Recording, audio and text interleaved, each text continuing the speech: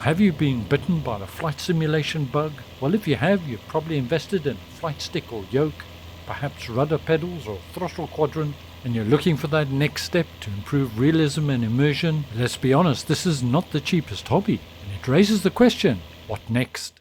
Well, the answer to that question will differ from person to person. But jumping straight into a bespoke cockpit is beyond the means of most of us. And if like me, well, you'll enhance the flight sim setup on a step-by-step basis.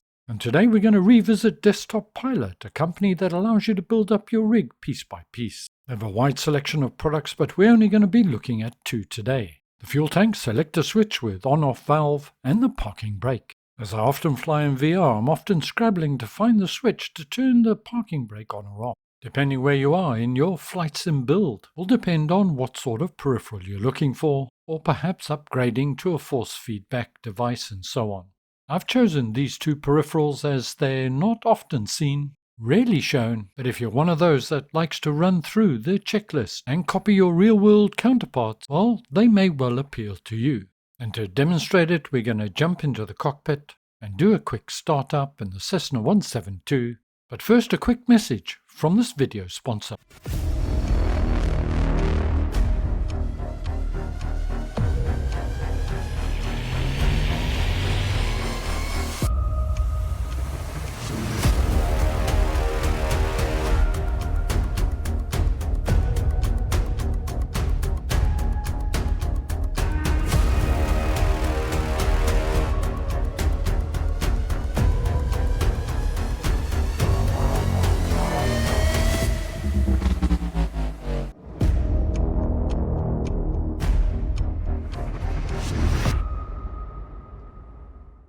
Pre-flight inspection has been completed, electrics are off, fuel tank selector to both, push the fuel valve in, valve is now open, mixture fully retard, and we'll just crank that throttle a little bit, just in about ½ inch. Battery and alternator can now go on. As you can see, I'm using the instrument switch panel, also from Desktop Pilot, linked to my review video in the notes below.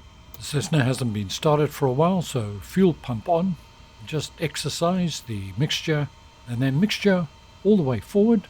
That's looking okay, so we can turn the pump off now. Got a bit of fuel in the lines.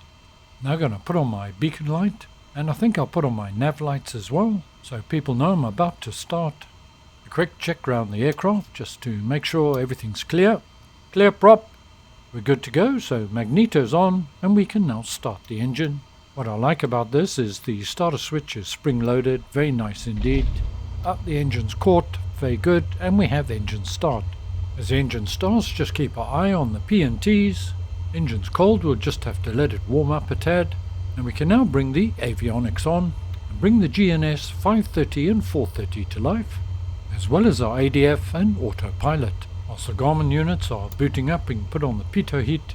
A little chilly this morning, a little bit of low cloud. All that remains now is for us to pop on our taxi lights and we can head towards the runway. And to be honest, what I really liked, well, I never touched the mouse during the whole startup process.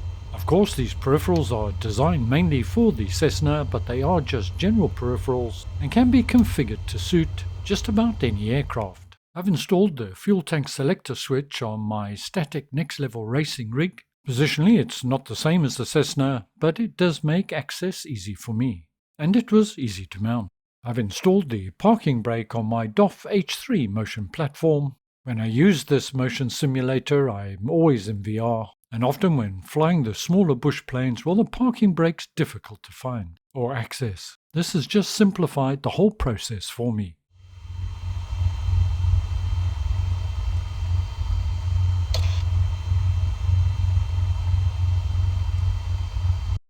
Configuration in Microsoft Flight Simulator 2020 or 2024 is fairly straightforward.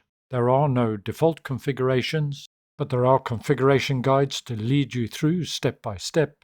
I'm currently on Sim Update 2 Beta in Microsoft Flight Simulator 2024. My only observation was for the fuel selector, I had to choose the specific controls and not the generic controls, which do work in Microsoft Flight Simulator 2020.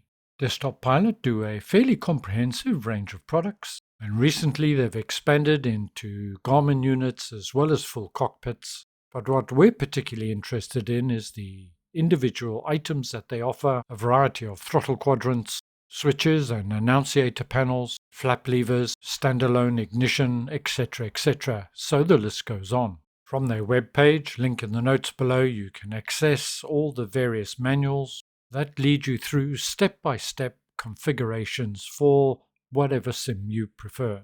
If you're interested, link to Desktop Pilot in the notes below this video. Let's now take a quick look at the units, and we'll start off with the fuel selector switch. Not sure if this is a one-to-one representation, but it looks fairly close to me. This is the fuel tank selector, left, right or both. Switch is a little bit soft for my liking, but it does the job.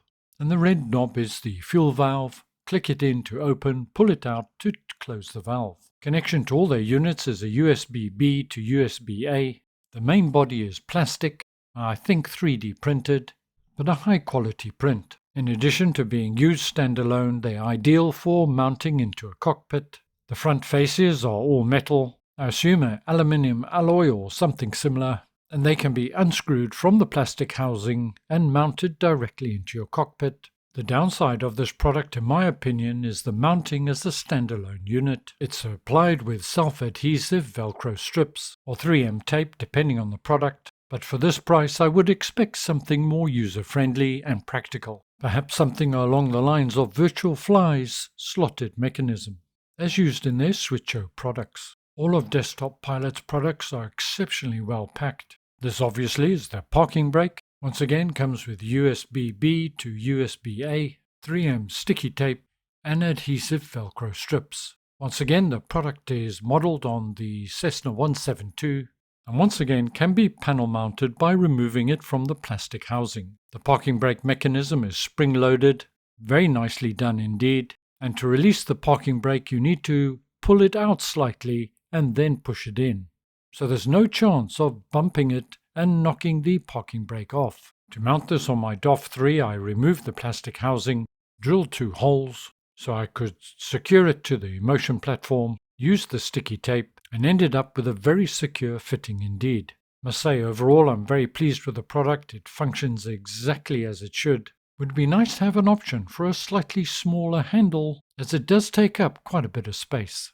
Desktop Pilot are headquartered in Columbus in the States. I'm aware that they source some of the components offshore. I stand to be corrected, but I think it's the Philippines. Depending on what product you select, their products are not inexpensive, but they are competitive. Basic peripherals that take you one step closer to realism without being complicated to set up. One advantage they have is they're one of the few companies that offer individual standalone components, which means you can get consistency in the cockpit build over a period of time. Designed with the cockpit builder in mind, with the removable fascia panels, they do, in my opinion, need to pay some more attention to mounting systems for those that want to use them as standalone, or at least the ability to link individual components together. Desktop Pilot provided the products to me at my request for review. I was keen to try out something that's not often covered, and I do feel that their products deserve more attention than perhaps they get. Don't forget to subscribe if you're looking for content made for flight simmers by a flight simmer. As always, thank you very much for joining me today. I hope you found it useful and informative. Stay well. See you soon. Ciao for now.